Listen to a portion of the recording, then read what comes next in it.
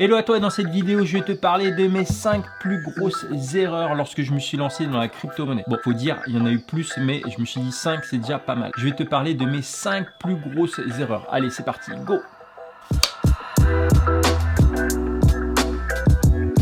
Hello et bienvenue à toi dans cette nouvelle vidéo. Si tu es nouveau sur cette chaîne, je me présente, je m'appelle Julien et ici on parle finance, investissement et crypto-monnaie. Donc n'hésite surtout pas à lâcher un petit like, à t'abonner à ma chaîne et déclencher la petite cloche pour être au courant de mes dernières vidéos. Et je te rappelle qu'il y a toujours une clé Ledger à gagner par semaine et tu as les informations en description. Et pour cela, il faut simplement mettre un commentaire juste en bas, un commentaire pertinent. Et chaque semaine, je tire au sort un commentaire parmi tous les commentaires de toutes les vidéos. Donc n'hésite pas à aller voir les autres vidéos de ma chaîne et de lâcher un commentaire sur celle-ci. Et aujourd'hui, on va parler des erreurs. Alors c'est bien de parler des différents succès, le fait que la plupart des crypto-monnaies que j'ai parlé sur cette chaîne est complètement explosé, mais c'est aussi important de relativiser et de mettre les choses en perspective et aussi de parler des différentes erreurs. Et depuis que je me suis lancé dans l'investissement en général, j'ai fait des erreurs. Tout le monde fait des erreurs, c'est complètement humain. Et dans la crypto-monnaie, c'est encore plus propice de faire des erreurs parce qu'en fait, il y a énormément de volatilité. Ça peut monter de 60%, mais ça peut baisser de 60%. Et vu que la crypto-monnaie, c'est 24 heures sur 24, 7 jours sur 7,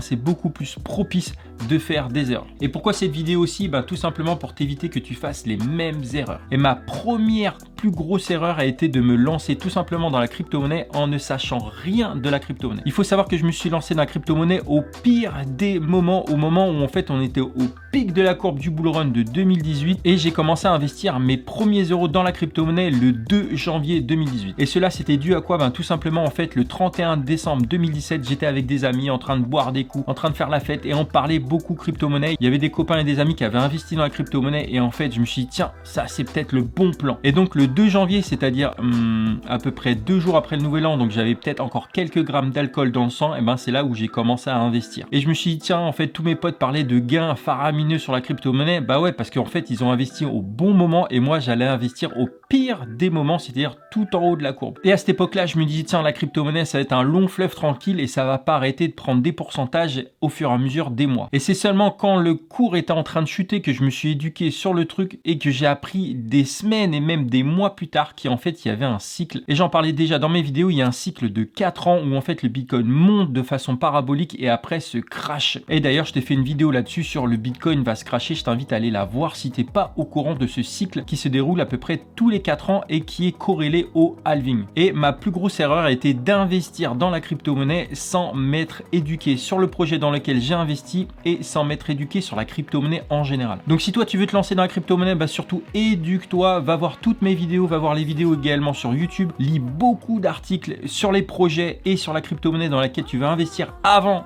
d'investir. Mais heureusement, j'avais investi qu'une petite partie de mon portefeuille, donc j'ai pas perdu tant que ça. Et pendant la période du bear market, c'était entre le 2 janvier 2018 et à peu près mi-2020, j'ai pas arrêté d'accumuler la crypto-monnaie et surtout accumuler des connaissances sur quel était le fonctionnement de la crypto-monnaie et d'investir donc dans des crypto-monnaies avec des projets solides. Et ma deuxième erreur, ça a été d'investir sous le coup de l'émotion. Et oui, le marché de la crypto-monnaie, c'est 24 heures sur 24, 7 jours sur 7 et des fois, on dort très peu la nuit parce qu'en fait, même la nuit, le marché baisse, se casse la gueule ou monte en flèche. Et là, on a du mal à dormir. Et c'est à ce moment-là, en fait, qu'on prend les pires décisions, c'est-à-dire sous le coup de l'émotion. Et c'est au moment où on est le plus fatigué qu'on est encore plus réceptif à toutes les émotions. On se dit tiens, je vais investir dans telle crypto-monnaie, tiens, je crois en telle crypto-monnaie et qu'en fait on a une mauvaise gestion de son portefeuille et qu'on investit sous le coup de l'émotion. Ça, c'était une des pires erreurs.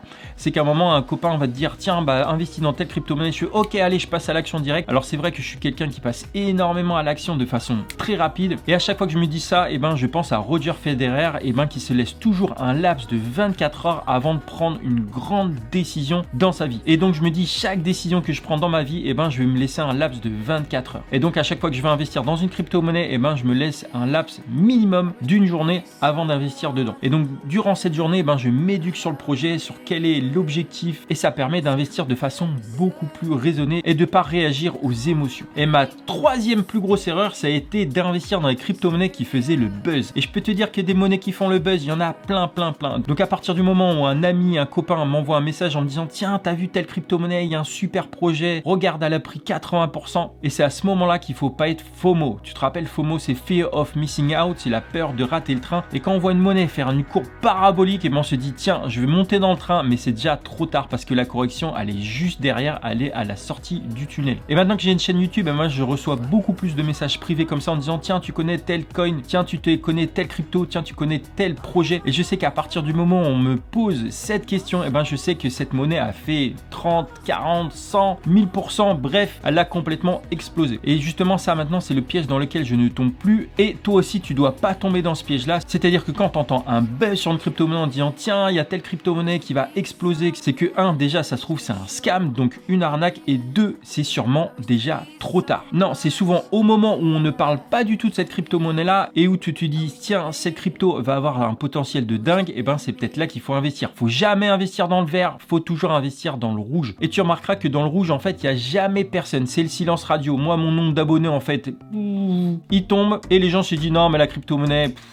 Et c'est là personnellement que là j'achète et où je recharge des cartouches sur d'autres crypto-monnaies. Et ma 4e plus grosse erreur a été de trader. J'ai fait une vidéo d'ailleurs là-dessus sur ne fais pas ça, je t'invite à aller la voir juste après. Et ben le fait d'avoir tradé, j'ai perdu des milliers d'euros et tu verras que le montant il est juste fou. Et quand je veux dire trader, c'est pas simplement d'acheter et de revendre. Non, pour moi c'est d'utiliser des effets de levier x2, x5, x10, x50. Bref, de faire des trades très courts, ça peut être sur quelques minutes, sur quelques heures, voire quelques jours grand maximum. Et lorsque j'ai tradé, j'ai perdu des milliers d'euros. Alors souvent c'était par manque d'éducation, par manque de pratique, par manque d'expérience, mais aussi parce que j'ai misé sur un marché très volatile. Et à partir du moment où le marché est très volatile à la hausse ou à la baisse, et ben c'est jamais le bon moment de trader ou d'investir. Car le marché en fait il fait des vagues comme ça et en fait les changements sont radicaux et les cours peuvent chuter de -10, -30 et augmenter de +30, +40. Et ça, cette période-là, et ben c'était en décembre 2020 et où le Bitcoin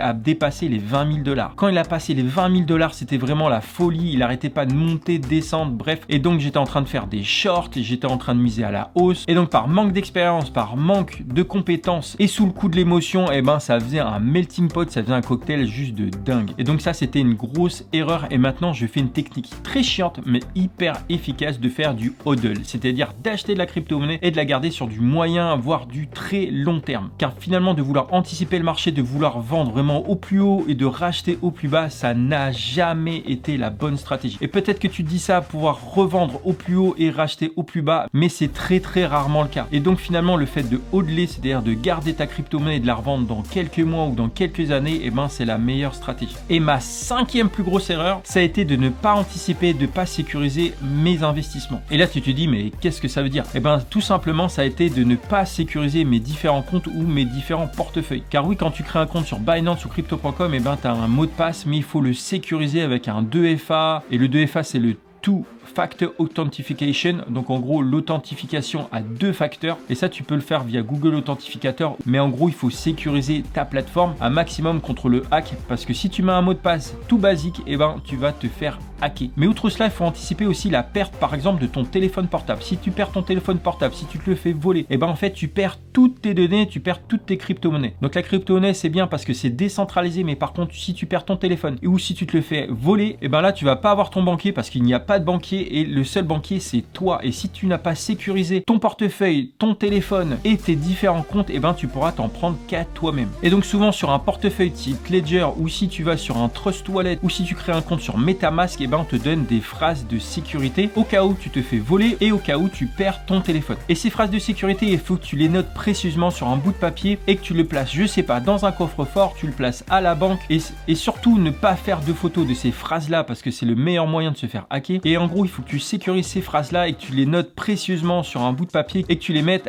par exemple, à différents endroits. Et admettons que tu as noté ces mots-là sur un bout de papier et que ta maison brûle, et ben comment tu fais? Donc bref, il faut que tu trouves des remèdes, il faut que tu anticipes ce genre de choses. Ta maison a brûlé, si ton téléphone est volé, si tu perds ton téléphone. Et donc il faut que tu vérifies maintenant si tu as bien noté toutes les phrases de sécurité, parce que c'est pas le jour où tu vas te faire voler ton téléphone ou tu vas perdre ton téléphone qu'il faudra se poser ces questions-là. Il faut que tu poses les questions maintenant. Il faut que tu le notes sur ton agenda, sécuriser mes comptes. Et donc ça, c'était une grosse erreur, c'est de pas anticiper ce genre de problème. Et comme dit souvent ma sœur, et ben anticipation est égale pouvoir. Faut toujours anticiper et toujours être prêt au au moment où ça arrive. Et donc si toi aussi tu as fait des erreurs, n'hésite pas à mettre en commentaire juste en bas les plus grosses erreurs que tu as fait, à nous les partager. Et donc voilà, j'espère que cette vidéo t'a plu et que tu as appris de mes erreurs et que tu apprendras pas de tes erreurs et que tu vas les anticiper et où tu vas éviter de faire les mêmes erreurs que moi. C'était clair ça? Bref, voilà, je voulais te partager mes erreurs pour que toi tu ne fasses pas les mêmes, car c'est hyper important de protéger ma communauté et les personnes qui débutent dedans. Car tout le monde a été débutant et tout le monde a fait des erreurs et j'avais envie vraiment de te les partager. Donc voilà, si ça t'a plu, n'hésite pas à lâcher un like, à t'abonner à ma chaîne pour être au courant de mes dernières vidéos. Et bien sûr, tu peux me retrouver entre chaque vidéo sur Instagram ou sur Twitter. Je suis hyper actif dessus. Je mets des stories, je mets des tweets. Bref, n'hésite pas à aller voir. Les liens sont juste en bas. Et je te dis à bientôt pour une nouvelle vidéo. D'ici là, porte-toi bien. Allez, ciao!